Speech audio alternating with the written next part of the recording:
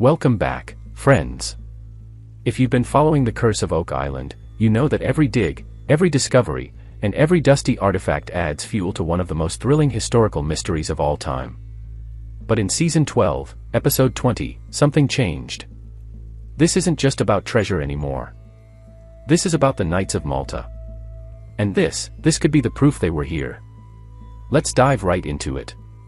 The Legina team has always chased whispers, hints of buried gold, cryptic maps, and forgotten tunnels. But this week's episode, it brings us face to face with something even more astonishing. The possible physical evidence of the Knights of Malta, right on Oak Island. Now, before we go further, you need to understand who these people were. The Knights of Malta, formerly known as the Knights Hospitaller, were no ordinary religious order. They were warrior monks. Soldiers of God. Crusaders who stood shoulder to shoulder with the legendary Knights Templar. Together, they fought in Jerusalem. They built fortresses across Europe. And after the fall of the Holy Land, while the Templars were being hunted and dismantled in 1307, the Hospitallers took in much of their treasure, and their secrets. Where did they go next? Cyprus. Then Rhodes. And finally, Malta, in the 1500s. And there, they dug tunnels, fortified cities, and disappeared from the spotlight. But what if, just what if, their journey didn't end in Malta? This week, the team zooms in on Lot 5, recently acquired and already a goldmine of mysterious finds. It's here that a stone foundation sits, nestled near the shoreline, old, layered, and modified by several different hands over time. But within this structure, the story begins to take a turn. Archaeologists unearth what looked like an ordinary button. But here's where it gets wild. This button had starburst rays, not clockwise, not counterclockwise, but something else. A rare design that matches the buttons found on a Knight of Malta uniform. Are you feeling this yet? Because that's not just a cool find, that's a breadcrumb from a forgotten past. It's like the island is whispering, they were here. But it doesn't stop there. Researcher Judy Rudebush blew the doors open when she dropped this revelation. A man named Isaac de Saulniers, a Knight of Malta, traveled to Nova Scotia in the 1630s. His family, the de Villiers, were Grand Masters of the Order. And he didn't just pass through, he settled just around the corner from Oak Island. Hold on to that. Because now, we have lineage, we have proximity, and we have a connection between one of the world's most secretive orders, and Lot 5. Coincidence? Or calculated legacy? Artifacts start popping up like crazy. Beads, buttons, bottle glass, even blue Venetian trade beads potentially dating back to the 17th century. These beads are particularly telling. Why? Because guess who traded them? The Knights of Malta. They were all over the Mediterranean, Venice, Italy, places known for these types of beads. They were merchants, warriors, and mystics. And these beads? They may be the silent messengers they left behind. 2 beads. Identical color. Identical source. And most importantly, identical message, we were here. We left something behind. But now let's jump across the island to the northern swamp, the realm of the late Fred Nolan, who always swore there was a wall built there. A dam. Something man-made, buried in the muck, pointing to something ancient. This episode, Rick Legina, Tom Nolan, and the crew are digging deep into that very claim. And suddenly, it happens. They uncover massive boulders. Placed in alignment. At the same elevation. With purpose. Not just random stones, but a structure.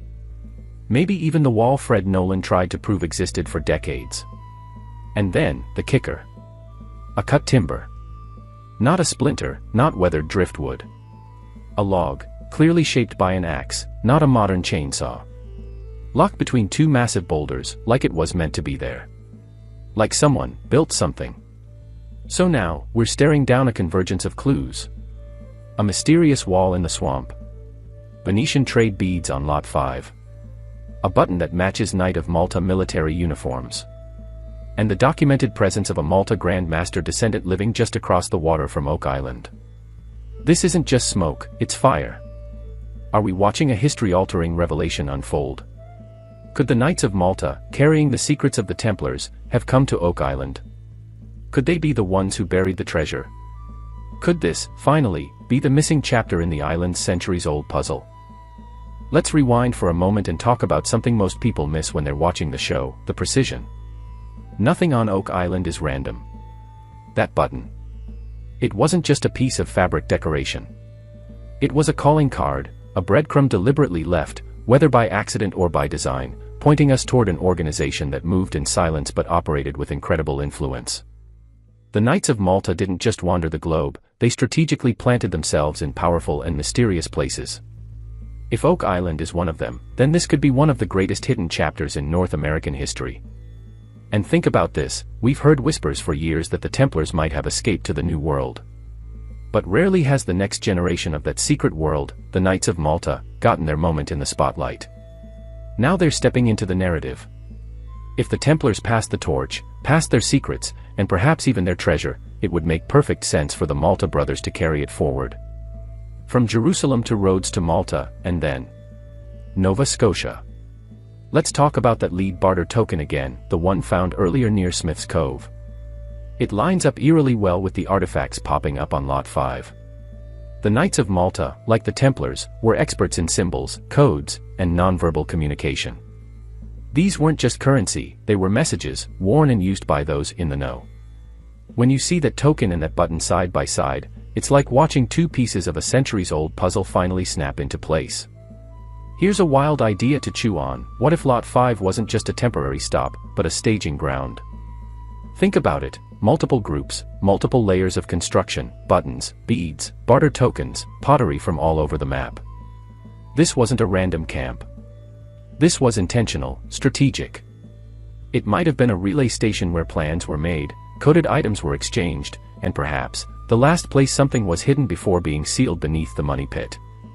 Let's not forget the swamp. That eerie, murky landscape that's been coughing up secrets for years.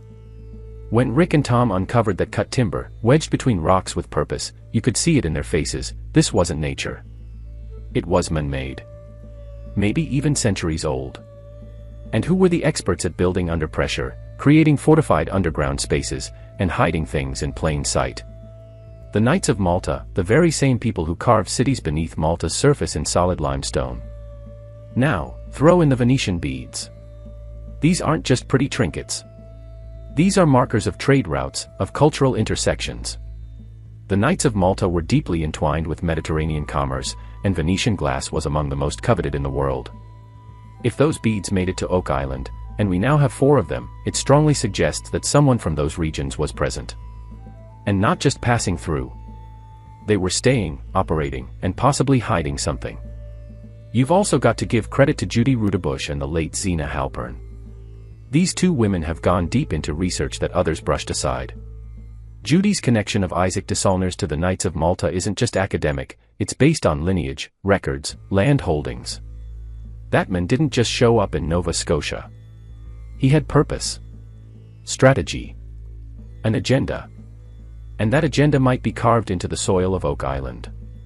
And Rick Lagina nailed it when he said it feels like the mystery of Oak Island was solved incrementally. That's not just a great line, that's the key. This wasn't a single deposit by a single group. This was a relay of secrets, a multi-generational operation, where different orders, connected by faith and secrecy, built on each other's legacy. The Knights of Malta may have been the final handoff in a race that began in Jerusalem. So what do we do with all of this? We dig deeper. Not just in the dirt, but into the history books, into Malta's archives, into the Mediterranean world that might hold the final missing pieces. As Rick said, there could be a lot of information in Malta. That trip. It's not just a field trip. It's the next chapter of the investigation, and maybe the one that finally opens the vault. Because here's the truth, the curse of Oak Island isn't just about treasure.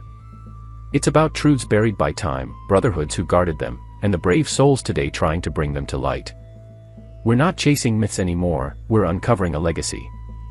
And if the Knights of Malta did leave something here, we're standing closer than ever to discovering it.